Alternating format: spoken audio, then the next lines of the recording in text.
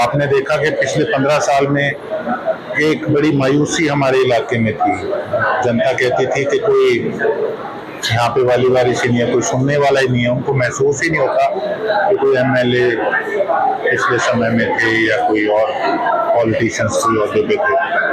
तो एक लोगों को हौसला भी देने के लिए कि चिंता मत करो, हर एक व्यक्ति की, जो जमीन से जुड़ा हुआ व्यक्ति है, हर एक व्यक्ति की जिसको ये नहीं पता कि एमएलए आखिर होता क्या है, क्या काम कर सकता है, तो हर व्यक्ति की यहाँ पर सुनवाई होती है और मेरी तरफ से पुनर्प्रयास होता है कि हर व्यक्ति का यहाँ पे समाधान हो।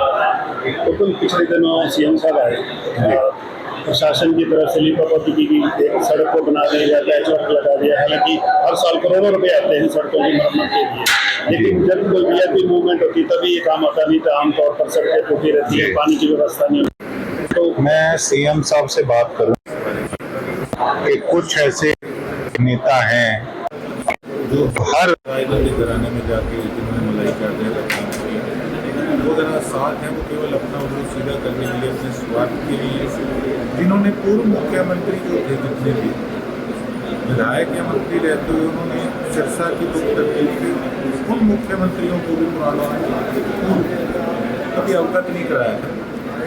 तो ऐसे लोगों से बचे। मैं उनके सीएम साहब के संज्ञान में ये चीज़ लेकर आऊँगा। और दूसरी, मैं आपके चैनल के माध्यम से सिरसा के प्रशासनिक अधिकारियों को एक मैसेज देना चाहूँगा कि जो मैंने लेटर डाले मेरे इलाके के विकास में, वो काम जल्द से जल्द सिरे चढ़ाएं और मुझे उसकी अपडेट दें। अगर हमारा काम दिया हुआ नहीं हो तो तैयार रहें। मैंने रिमाइंडर लेटर भी भेजे हैं, फिर भी काम नहीं हुआ तो इस बार रोज़ की जो मेरी अपनी तरफ से कार्रवाई है जो चलती है वो तो चली गई और वो चलेगी भी। उसके साथ साथ विधानसभा के अंदर भी बाकायदा नाम लेके ऐसे कुछ अफसर जो आज और राजनीतिक लोगों के बहकावे में आके काम कर रहे हैं, उनका नाम लेके उनको बताया जाएगा विधानसभा सेशन में कितने निकम्मे हैं और उन पर कार्रवाई। स्ट्रॉन्ग वाटर को लेकर दोबारा परशुराम चौक से लेकर अम्बेडकर चौक तक, अब आगे भगत सिंह चौक तक डाली, तो दुकानदारों को काफ़ी दिक्कत का सामना करने के लिए इसमें क्या कर सकते हैं। 3-3.5 महीने जो मैंने अपना काम किया, मेरी एक सोच थी, मेरी एक प्लानिंग थी कि कैसे काम किया जाए व्यवस्थित तरीके में। लेकिन ठीक है, सिरसा को जनता को शायद वो काम नहीं पसंद आए, उन्होंने जो चुना उसका भुगतान आज जनता कर रही है। लेकिन मैंने अपनी तरफ से बात करी थी जिला परिषद के अधिकारियों से कि और भी जो शहरों में काम होता है सिरसा में थोड़ी कि तुम हर चीज़ को एक गंदे तरीके से फुलारा डाल के काम करोगे।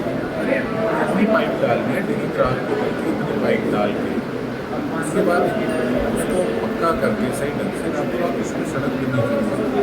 लेकिन भाई जो तरीके जनता पहले देख चुके हैं, लोगों को इसी हालात में रहना फिर उस रब रहा। बिल्कुल, संडे को इंसिडेंट हुआ जब मुख्यमंत्री सिरसा आए तो मनीष सिंगला जो बीजेपी के लीडर हैं उनको पुलिस के डीएसपी द्वारा धक्के देकर बाहर निकाला गया, लेकिन उसके देर शाम ही या अगले दिन ही उनसे माफ़ी मंगवाई गई। पूरे इंसिडेंट को लेकर आपका क्या रिएक्शन है? अच्छा, मुख्यमंत्री सिरसा आए, साइक्लोथॉन यात्रा को उन्होंने रवाना भी दिया और संदेश भी दिया नशे से मुक्त रहने के लिए पूरे हरियाणा को नशा मुक्त करवाएंगे। क्या आपको लगता है कि असर कुछ पड़ेगा?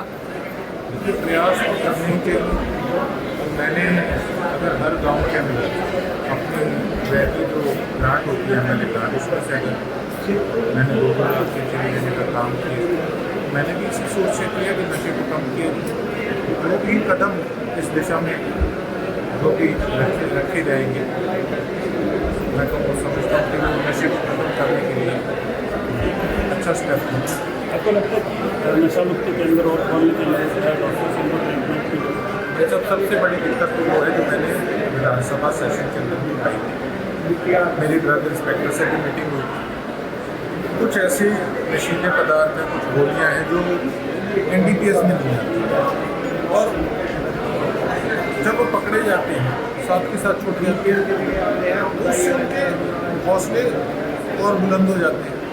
और तो एक आपके चैनल के माध्यम से एक बात जरूर कहना चाहूँगा, आपने मेरे विधानसभा सेशन की स्पीच सुनी, वो लगाकर और मेरी आज की इस मांग को लगाकर आप हाईलाइट जरूर कीजिएगा कि अगर मुख्यमंत्री साहब इन सभी मेडिकल नशों को अगर NDPS में लेकर आते हैं तो मैं ये समझता हूँ कि ये सबसे तगड़ा स्टेप होगा हमारे हरियाणा की युवा पीढ़ी। बीजेपी के कुछ विधायक कहते हैं कि हमारी सरकार में सुनवाई नहीं होती, यहाँ तक कि मंत्री भी कह चुके हैं कि सरकार में सुनवाई नहीं होती। आप अधिकारियों को लगातार टच में रहते हैं, तो क्या आपकी सुनवाई होती है, काम होते हैं आपके? देखिए ऐसा है, हम लोग जोर लगाते हैं, हम फीडबैक लेते हैं और लोगों को भी बाकायदा मैंने आपको मैंने वीडियो डाली कि केवल ये नहीं कि आप फ़ोन करा के चले गए। मैं क्षमा चाहता हूँ, मैं समझता हूँ कि लोगों को दुख तकलीफें होती है बार बार आने में, लेकिन कहीं ना कहीं एक सिस्टम ऐसा हो चुका है कि अफसर जो है वो अपनी मनमर्जी करते हैं, तो कहीं ना कहीं हमें फॉलोअप लेना पड़ता है, और फॉलोअप लेंगे तो कहीं ना कहीं प्रशासनिक अधिकारी जो काम करना नहीं चाहते वो भी मजबूर हो जाएंगे, और तभी काम होगा। काम कराने के ढंग को भी बदलना होगा।